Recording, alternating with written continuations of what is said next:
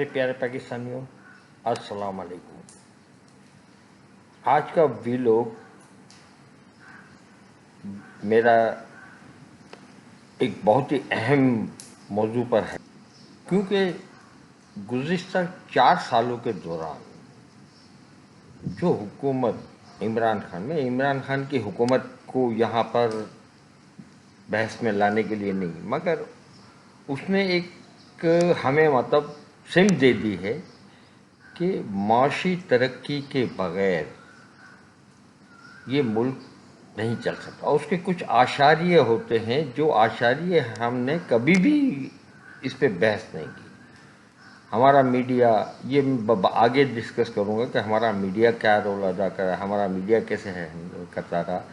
پہلے ہم دیکھتے ہیں کہ اشاریے ہمیں کیا بتا رہے ہیں۔ جی، یہ جو آپ کے سامنے جو فگر نظر آ رہی ہے ابھی آپ کی سمجھ میں نہیں آئے گا، مگر جب آپ میرے ساتھ ویڈیو میں جڑے رہیں گے تو یہ چیزیں آپ کے سامنے کھلتی جائے گی، جس کے اوپر میں نے بڑی محنت کی ہے اور محنت کرنے کے بعد یہ چیزیں سامنے آئی ہے۔ لہذا میں امید کرتا ہوں کہ آپ میرے ساتھ یہ جو سامنے اسکرین پر آپ کو نظر آ رہا ہے، رنگ نظر آ رہا ہے، پیلا، ہرا، کالا، اور تصویریں نظر آ رہی ہے مختلف رہنماؤں کی۔ یہ عدد و شمار ہے مختلف سالوں کے۔ اس میں آپ دیکھیں نیچے سال لکھے ہوئے 1988، 1995، 1999، 2008، 2013، 2018۔ یہ مختلف سال ہے جو پیریڈ ہے جن پارٹیوں کی یا حکمرانوں کی حکومت رہی اور یہ جو لال پیلے اور یہ جو ہرے نظر آ رہے ہیں اور کچھ عدد و شمار نظر آ رہے ہیں، وہ آپ کو بتائیں گے کہ اس پیریڈ میں پاکستانی کی ایوریج انکم ڈالر میں کیا تھی۔ اوکے، پھر یہ چارٹ یہ جو پوری تصویر ہے وہ الگ الگ بھی سامنے نظر آئے گی اور آپ کو اندازہ ہوگا کہ کہاں پہ اور کس نے کس طریقے سے پرفارم کیا اور ہماری معیشت کو برباد کیا۔ اس وقت آپ کے سامنے جو اسکرین پہ نظر آ رہا ہے وہ 1988 کی عدد و شمار ہے، جو کہ ایوریج انکم بتائی گئی ہے ڈالرز میں، US ڈالرز میں۔ اب دیکھیں کہ سب سے اوپر سبز ہلالی پرچم پاکستان کا ہے اور اس کے آگے پاکستان لکھا ہوا ہے اور 507.11 ڈالر بتا رہا ہے، ٹھیک ہے۔ اس کے بعد چائنا آتا ہے۔ اب میں اشاریے میں بات نہیں کروں گا تاکہ ذرا اشاریے میں بات کرتے ہوئے کنفیوژن ہوتا ہے، اوکے۔ چائنا 405 ڈالر، پھر انڈیا 352 ڈالر اور بنگلہ دیش 328۔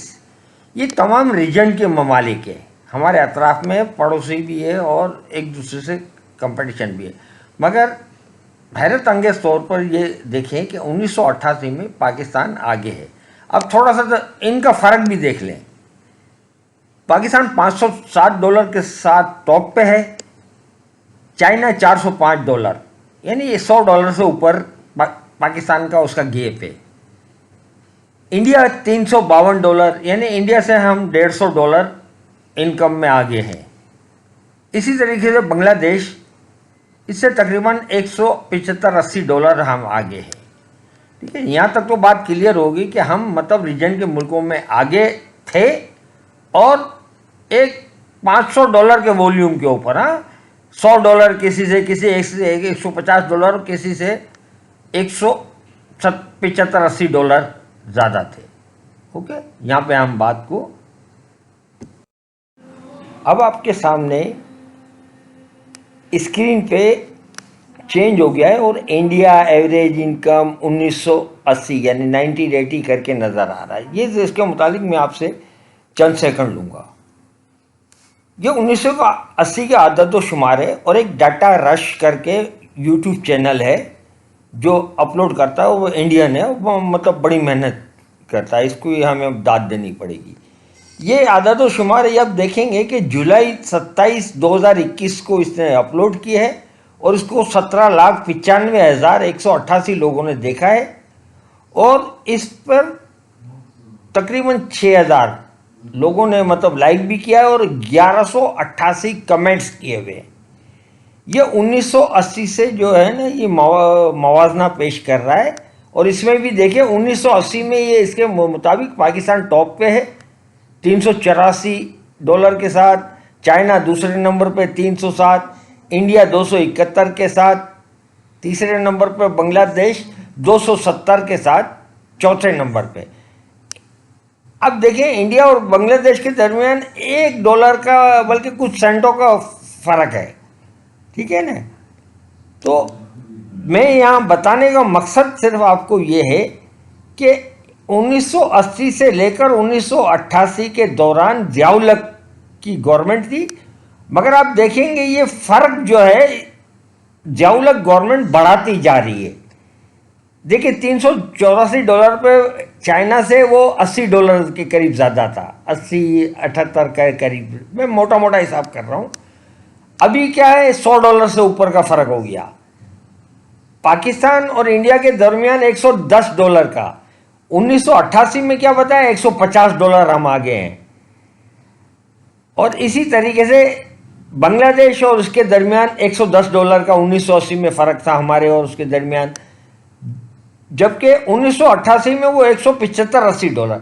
اس کا مطلب 1980 اور 88 کے درمیان ضیاء الحق کی گورنمنٹ معیشت کو اس طرح قابو میں کی ہوئی تھی کہ اس نے ریشو کو بڑھائے جا رہی تھی کہ فرق بڑھتا جائے نہ کہ گھٹے. آپ میری بات سمجھ گئے ہوں گے. یہاں تک پہنچنے کے بعد اب یہ بات میرے اوپر تو واضح ہو گئی کہ ہم گمراہی میں تھے. پاکستانیوں ایک بات یاد رکھنا، بے خبری سے زیادہ خطرناک گمراہی ہوتی ہے. بے خبری چلے میں مجھے کوئی چیز کا علم نہیں ہے اور میں مگر جب گمراہی ہوتی ہے تو وہ ایک مقصد کے تحت ہوتی ہے. ضیاء الحق بے شک عامر تھا، مگر میں ابھی معاشی طور پر جس طرح وہ ملک لے کے چلا اس کے اوپر 1971 میں پاکستان 2 ٹکڑے ہوتا ہے، 1974 میں بھارت ایٹمی دھماکہ کرتا ہے، بھٹو صاحب ایٹمی تنصیبات وغیرہ کے لیے کچھ مطلب پیش رفت کرتے ہیں جو چیزیں لے کر ضیاء الحق آگے چلتا ہے. بھٹو صاحب نے معیشت میں ایک دم سے یو ٹرن لیا تھا، صنعتیں تمام نیشنلائز کر دی تھی اور سرمایہ دارانہ نظام کو ہٹ کے وہ سوشلزم کی طرف چلے گئے تھے. اب وہ ملک ایک دم سے صنعتی ترقی کو بریک لگ گیا تھا، جو کہ مطلب چلے بھی گئے تھے بہت سارے صنعت کار وغیرہ، ظاہر ہے نیشنلائزیشن وغیرہ اس ٹائپ کے، اور سوشلزم اور کمیونزم جس میں مطلب ان چیزوں کو ذرا بھی مطلب گوارا نہیں کیا جاتا سرمایہ داری کو، تو اس میں کوئی سرمایہ کاری تو ہونے کا سوال ہی پیدا نہیں ہوتا. اس کو ریورٹ کرتے ہوئے اس مرد مجاہد ضیاء الحق نے پاکستان کی صنعتی ترقی سب کچھ کو مطلب یہ ظاہر ہے انکم اس طرح نہیں ہے کہ خالی انکم ڈالروں سے آ گئی، یہ ساری ملک کی ایکٹیویٹی کے بیس کے اوپر ایک مطلب ایوریج انکم بنتی ہے. تو وہ اس کو برقرار رکھتا ہے، نہ صرف برقرار رکھتا ہے بلکہ وہ فرق جو ہے اس کو کم کرنے کے بجائے اس کو بڑھاتا جا رہا ہے.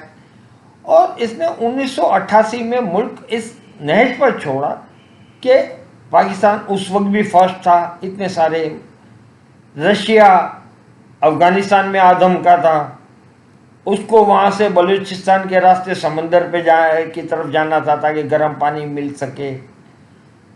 اتنے سارے مسئلے مسائل کے بعد اس نے ایٹمی کام کو بھی آگے بڑھانا تھا، اس کے لیے بھی پیسہ چاہیے تھا.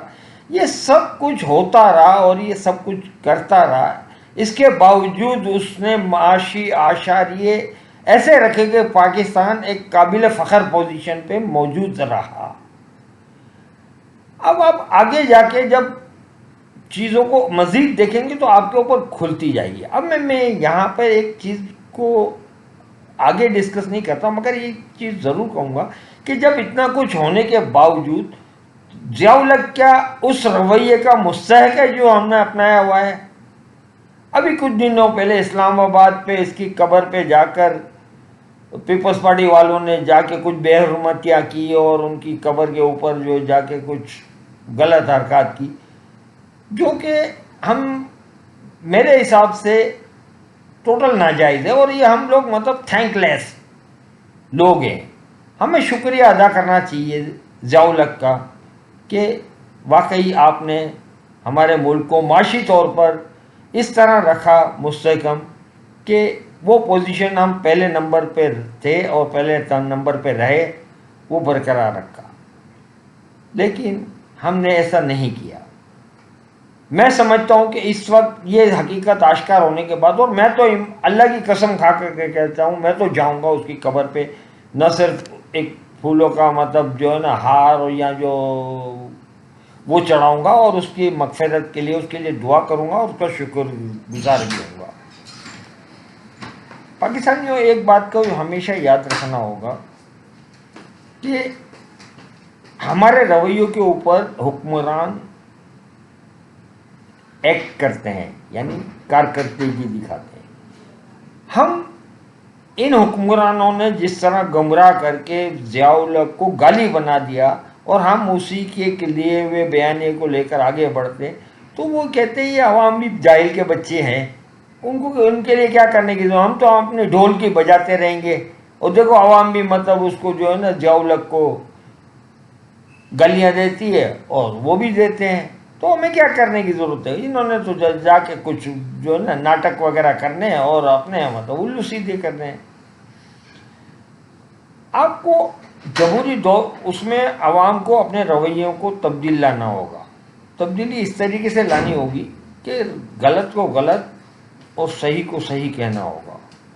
اگر یہ رویہ اگر ہم نے نہیں اپنایا تو ہم اسی طرح برباد ہوتے رہیں گے اور اسی طرح بھکاری بن کر جو حالیہ دور میں بھی جو مطلب ہوا ہے اسی طرح ہو رہے ہیں. جبکہ ہمارے خطے کے اطراف کے ممالک آگے بڑھتے جا رہے ہیں اور ہوتے جا رہے ہیں. نمبر 2، یہ اس ٹائپ کا وی لوگ عام طور پر ہماری عوام کے لیے کوئی انٹرسٹ عمر رسیدہ اور مختلف مراحل سے گزرے ہوئے تجربات کو آپ سے شیئر ضرور کرتا رہوں گا، کیونکہ ہماری عوام کو مطلب ایک بریکنگ نیوز اور دھماکے دار خبریں اور مرچ مسالے والی خبروں کے مطلب اس ٹائپ کے ویلوگ سے کوئی مطلب لوگوں کو انٹرسٹ نہیں ہوتا. پھر بھی میں اپنا فرض سمجھتے ہوئے اس کو مطلب اپلوڈ کروں گا اور اس سلسلے کو آگے بڑھاتے ہوئے میں 2018 تک لے جاؤں گا. اور تاکہ واضح ہو، اس سلسلے کا میں نے ایک ایکسپورٹ کا ویلوگ کیا ہے جو آپ اگر یہاں تک میرے ویلوگ میں پہنچے ہیں اور آپ چھوڑ کے نہیں چلے گئے ہیں تو اس کو دیکھیے گا، جس میں نے بتایا کہ پاکستان نے 51 ارب ڈالر کس طرح ضائع کی ہے. تو اس چیزوں کو آپ دیکھیں پلیز. آپ بے شک لائک نہ کریں مگر چیزوں کو سمجھیں اور آگے سمجھائیں.